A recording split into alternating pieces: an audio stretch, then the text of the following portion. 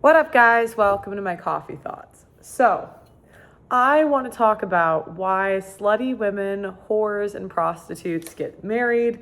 This is among the news lately with Tianna. I think her name's Tianna Trump, but basically, this light-skinned porn star. She was on podcasts talking about Gluck Gluck 3000. I think she blew and had sex with Bill Maher. She was a hooker. Basically has done every ratchet thing imaginable. And you might think that the guy that's marrying her is a simp. And a lot of men might think that they're better than this guy because, he's marrying a porn star and that's disgusting. I'm going to play devil's advocate and explain why I have seen extremely promiscuous women get married.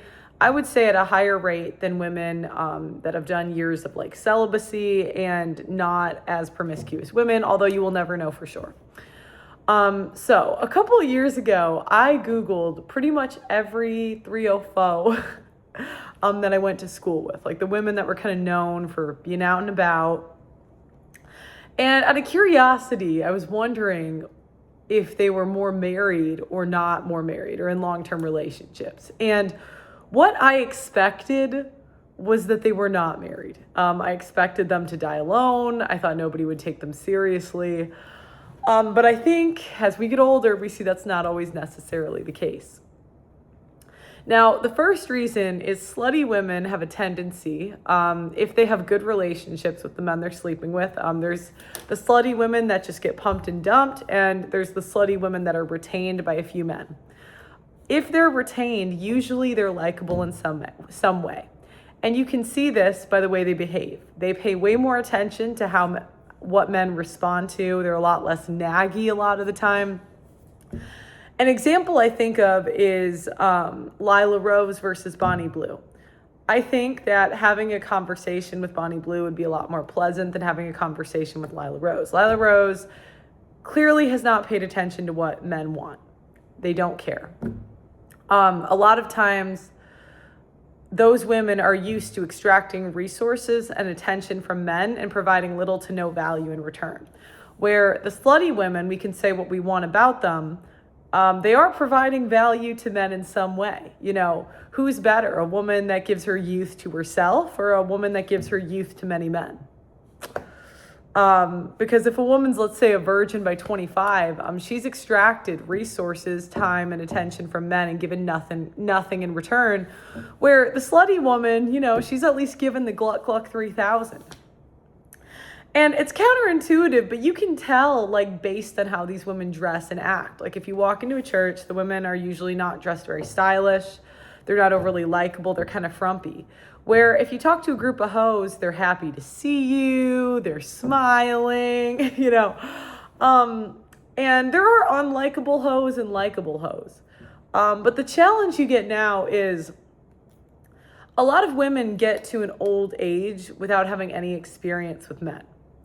And slutty women have the ability to learn at times from their mistakes, not all do.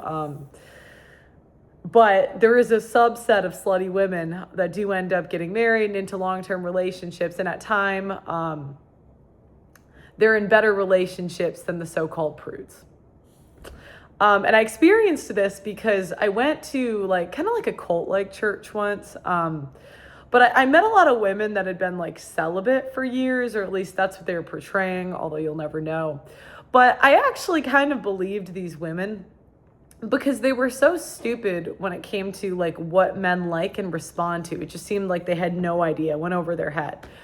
Where, I was friends with a girl a while ago who was a 304, she had been out and about, but the advice she gave and what she knew was way more helpful. She would say things like, make sure you give the guy space, make sure you're not being too controlling on what he does or who he's with. Men don't like that. Where the women from the church were saying things like, he has to do this for you. If he tries to sleep with you, he's not a good man. They're innately untrusting of masculinity, where the slutty women kind of have to be trusting to some extent because they're throwing it back in private areas for a lot of men.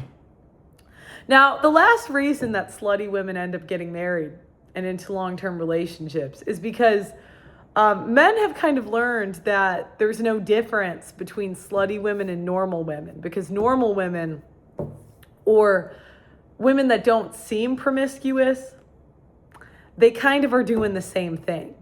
So in a lot of guys' head, when they marry a porn star, they marry a whore, at least they know what they're getting. If she cheats, it's kind of expected because she's a whore. You know, if she's out and about and does something, if he marries her and it goes south, again, he sees it coming. And a lot of men think they're better than the guys marrying porn stars because they have an ego. But the reality is, if you married a woman at all, you don't know what she did before she met you. You don't know what she's doing when she's not with you. You can't monitor her 24/7. So at least the men that are marrying the OnlyFans models and the porn stars they're marrying women where they know what they are.